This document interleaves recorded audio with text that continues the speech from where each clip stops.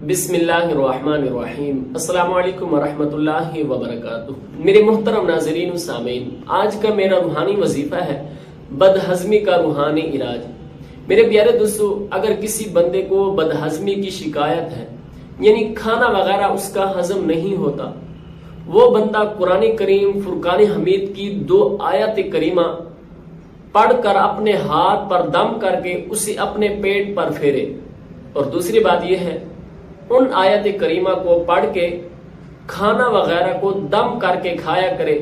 انشاءاللہ الکریم جو بدہضمی کی شکایت ہے وہ دور ہو جائے گی۔ میرے پیارے دوستو، قرآن مجید فرقان حمید کی وہ آیت کریمہ 29-12 سورۃ المرسلات آیت نمبر 43 اور 44، کلوا واشربوا ہنیئا بما کنتم تعملون انا کذالک نجزی المحسنین۔ یہ قرآن کریم فرقان حمید کی یہ 2 آیات کریمہ ہیں۔ اللہ تعالی ہم سب کو صحت میں رکھے، عافیت میں رکھے۔